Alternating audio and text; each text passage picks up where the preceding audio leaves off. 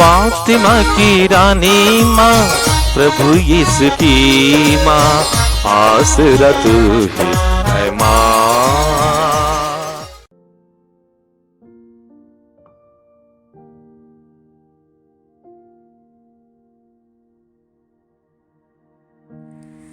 पहला पाठ नबी एजेकियल का ग्रंथ, अध्याय 34, पद संख्याएं 1 से 11 तक। प्रभु की वाणी मुझे यह कहती हुई सुनाई दी, मनुष्य के पुत्र, इस्राएल के चरवाहों के विरुद्ध भविष्यवाणी करो। भविष्यवाणी करो और उनसे कहो, प्रभु ईश्वर यह कहता है, धिक्कार है इस्राएल के चरवाहों को, वे केवल अपनी देखभाल करते हैं। क्या चरवाहों को झुंड की देखभाल नहीं करनी चाहिए? तुम भेड़ों का दूध पीते हो, उनका ऊन पहनते और मोटे पशुओं का वध करते हो, किंतु तुम भेड़ों को नहीं चराते। तुमने कमजोर भेड़ों को पौष्टिक भोजन नहीं दिया, बीमारों को चंगा नहीं किया, घायलों के घावों पर पट्टी नहीं बांधी, भूली भटकी हुई भेड़ों को नहीं लौटा लाए, और जो खो गई थी उनका पता नहीं लगा लिया। तुमने भेड़ों के साथ निर्दय और कठोर व्यवहार किया है। वे बिखर गई क्योंकि उनको चराने वाला कोई नहीं रहा, और वे बनाएले पशुओं की शिकार बन गई। मेरी भेड़ें सब पर्वतों और ऊंची पहाड़ियों पर भटकती फिरती हैं। वे समस्त देश में बिखर गई हैं और कोई भी उनकी परवाह नहीं करता, कोई भी उनकी खोज में नहीं निकलता। इसलिए हे चरवाहो, प्रभु की वाणी सुनो। प्रभु ईश्वर यह कहता है, अपने अस्तित्व की शपथ, मेरी भेड़ें चराने वालों के अभाव में बनाएले पशुओं की शिकार और भक्ष्य बन गई हैं। मेरे चरवाहों ने भेड़ों की परवाह नहीं की, उन्होंने भेड़ों की नहीं बल्कि अपने देखभाल की है। इसलिए हे चरवाहो, प्रभु की वाणी सुनो। प्रभु यह कहता है, मैं उन चरवाहों का विरोधी बन गया हूँ। मैं उनसे अपनी भेड़ें वापस मांगूंगा, मैं उनकी चरवाही बंद करूंगा। वे फिर अपनी ही देखभाल नहीं कर पाएंगे। मैं अपनी भेड़ों को उनके पंजे से छुड़ाऊंगा और वे फिर उनकी शिकार नहीं बनेंगी, क्योंकि प्रभु ईश्वर यह कहता है, मैं स्वयं अपनी भेड़ों की सुध लूँगा और उनकी देखभाल करूँगा। यह प्रभु की वाणी है। भजन अनुवाक्य। प्रभु मेरा चरवाहा है, मुझे किसी बात की कमी नहीं। प्रभु मेरा चरवाहा है, मुझे किसी बात की कमी नहीं। वह मुझे हरे मैदानों में चराता है, वह मुझे विश्राम के लिए जल के निकट ले जाकर मुझ में नवजीवन का संचार करता है। अनुवाक्य। प्रभु मेरा चरवाहा है, मुझे किसी बात की कमी नहीं। वह अपने नाम का सच्चा है, वह मुझे धर्म मार्ग पर ले चलता है। चाहे अंधेरी घाटी होकर जाना ही क्यों न पड़े, मुझे किसी अनिष्ट की आशंका नहीं, क्योंकि तू मेरे साथ रहता है। तेरी लाठी, तेरे डंडे पर मुझे भरोसा है। अनुवाक्य। प्रभु मेरा चरवाहा है, मुझे किसी बात की कमी नहीं। तू मेरे शत्रुओं के देखते देखते मेरे लिए खाने की मेज सजाता है। तू मेरे सिर पर तेल का विलेपन करता है, तू मेरा प्याला लबालब भर देता है। अनुवाक्य, प्रभु मेरा चरवाहा है, मुझे किसी बात की कमी नहीं। इस प्रकार तेरी भलाई और तेरी कृपा से मैं जीवन भर घिरा रहता हूँ। प्रभु का मंदिर ही मेरा घर है, मैं उसमें अनंत काल तक निवास करूँगा। अनुवाक्य, प्रभु मेरा चरवाहा है, मुझे किसी बात की कमी नहीं। जय घोष। हालेलुया।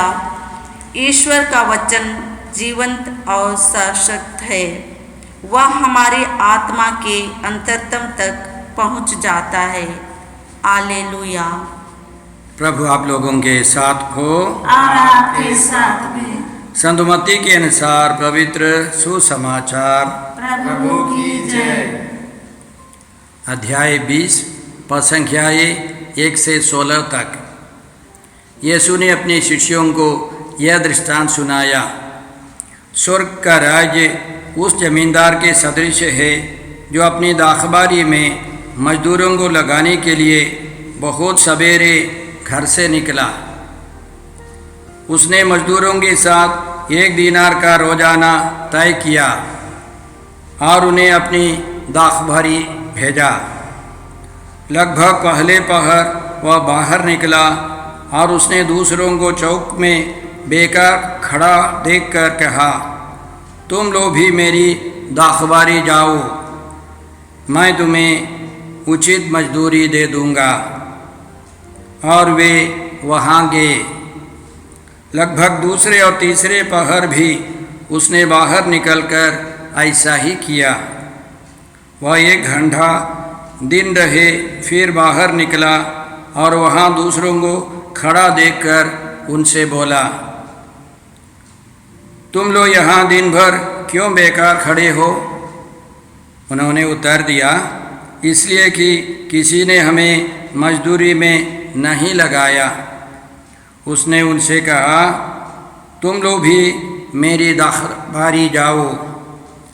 संध्या होने पर दाखबारी के मालिक ने अपने कारिंदा से कहा, मजदूरों को बुलाओ, बाद में आने वालों से लेकर पहले आने वालों तक सबको मजदूरी दे दो। जब वे मजदूर आए तो 1 घंटा दिन रहे, काम पर लगाए गए थे, तो उन्हें 1-1 दीनार मिला। जब पहले मजदूर आए तो वे समझ रहे थे कि उन्हें अधिक मिलेगा, लेकिन उन्हें भी 1-1 दीनार ही मिला। उसे पाकर वे जमींदार के विरुद्ध भुनभुनाने लगे और बोले, इन पिछले मजदूरों ने केवल घंटे भर काम किया, तब भी आपने इन्हें हमारे बराबर बना दिया, जो दिन भर कठोर परिश्रम करते और धूप सहते रहे। उसने उनमें से एक को यह कहकर उत्तर दिया, भाई, मैं तुम्हारे साथ अन्याय नहीं कर रहा हूँ। क्या तुमने मेरे साथ 1 दीनार नहीं तय किया था? अपनी मजदूरी ले लो और चले जाओ। मैं इस पिछले मजदूर को भी तुम्हारे जितना देना चाहता हूँ। क्या मैं अपनी इच्छा के अनुसार अपनी संपत्ति का उपयोग नहीं कर सकता? तुम मेरी उदारता पर क्यों जलते हो? इस प्रकार जो पिछले हैं अगले हो जाएंगे और जो अगले हैं पिछले हो जाएंगे। यह प्रभु यीशु का परम पवित्र सुसमाचार है। जय यीशु। पहले पाठ में हम लोगों ने सुना कि ईश्वर शिकायत कर रहा है इस्राएल के चरवाहों के विरुद्ध। चरवाहे माने इस्राएल के नेतागण, चाहे राष्ट्र के नेतागण हो या धर्म के, और भेड़ों का मतलब इस्राएली जनता। इस्राएली जनता की सच्ची सेवा नहीं हो रही थी। नबी एजेकियल के टाइम में बहुत सारे नेतागण थे, राजा से लेकर, वे सब समर्पित नहीं थे। धर्म के नेतागण थे, वे भी समर्पित नहीं थे, और इसलिए ईश्वर शिकायत कर रहा है। इस्राएलियों को मालूम था कि एक राजा को या धर्म के नेता को अपने लोगों की सेवा करनी है। प्रवक्ता ग्रंथ अध्याय 32 में हम लोग इस प्रकार पढ़ते हैं, यदि तुमको अध्यक्ष बनाया गया तो मत इतराओ, अतिथियों के साथ उनमें एक जैसे आचरण करो। दूसरों को सुव्यवस्थित करने के बाद बैठ जाओ। अपना कर्तव्य पूरा करने के बाद ही अपना आसन ग्रहण करो। देखिए, सबों को बैठाने के बाद, सबों की व्यवस्था करने के बाद अध्यक्ष को बैठना है। कहने का मतलब क्या है? अपने अधीन में जितने सारे लोग हैं उन सबों की सेवा, उन सबों की व्यवस्था करने के बाद अध्यक्ष को बैठना है। मान लीजिए एक परिवार में माता पिता अध्यक्ष हैं और वे सबसे पहले सोने जाएं, बच्चे लोग बर्बाद हो जाएंगे। उसी तरह चर्च में हो, कलीसिया में हो, समुदाय में हो, राष्ट्र में हो, नेतागणों का फर्ज है लोगों की सेवा। वास्तव में इस्राएल के इतिहास में राजा दाऊद के समान कोई राजा नहीं निकला। अधिकांश राजा लोग स्वार्थी थे, बेईमान थे ईश्वर के प्रति और लोगों के प्रति। इसलिए हमको प्रार्थना करनी है कि मूसा के समान, हारून के समान, दाऊद के समान धर्म के नेता हो, राष्ट्र के नेता हो, ईश्वर ऐसे नेताओं को तैयार करे। इसलिए संत पौलुस अपने पत्र में, तिमोथी के नाम पत्र में लिखते हैं कि हमको राजाओं के लिए, अधिकारियों के लिए प्रार्थना करनी है। इसी तरह हम लोग पढ़ते हैं, सभी मनुष्यों के लिए, विशेष रूप से राजाओं और अधिकारियों के लिए अनुनय विनय, प्रार्थना, निवेदन तथा धन्यवाद अर्पित किया जाए, जिससे हम भक्ति तथा मर्यादा के साथ निर्विघ्न तथा शांत जीवन बिता सके। तो बिना रुकावट का जीवन, शांति का जीवन बिताना है तो हमको अधिकारियों के लिए, राजाओं के लिए, अधिकारियों के लिए तपस्या, प्रार्थना, अनुनय विनय ये सब करना है। आगे संत पौलुस समझाते हैं क्यों इसी तरह करना है। यह उचित भी है और हमारे मुक्तिदाता ईश्वर को प्रिय भी, क्योंकि वह चाहता है कि सभी मनुष्य मुक्ति प्राप्त करें और सत्य को जाने।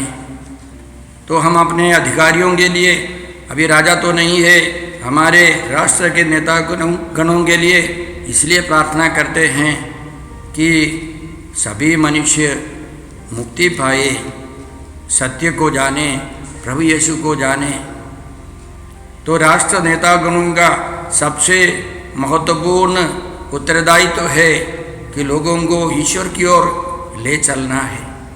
उसके लिए हमें प्रार्थना करनी है, ईश्वर मूसा के समान, दाऊद के समान और हारून के समान महान व्यक्तियों को तैयार करे।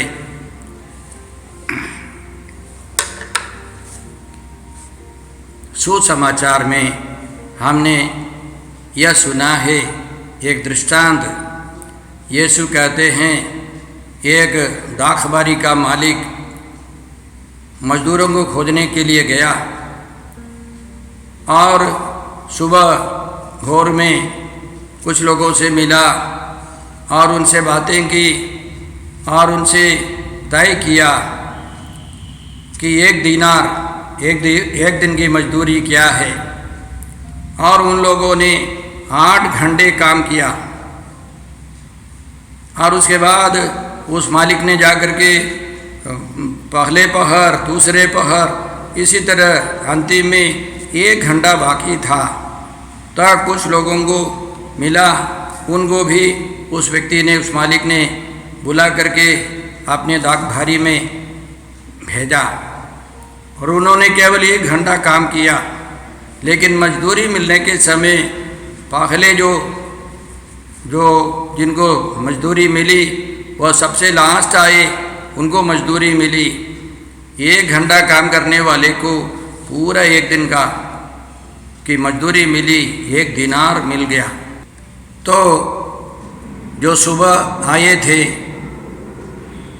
जिन्होंने 8 घंटे काम किया, वे गुस्सा करने लगे, जलने लगे, ईर्ष्या करने लगे और मालिक के विरुद्ध कुड़कुड़ाने लगे। तो मालिक ने उनको समझाया कि तुम लोग मेरी उदारता पर क्यों जलते हो? हम लोगों ने तय किया 1 दिनार, उसको लेकर के चले जाओ। और अंतिम में यीशु कहते हैं, जो अगले हैं पिछले हो जाएंगे, जो पिछले हैं अगले हो जाएंगे।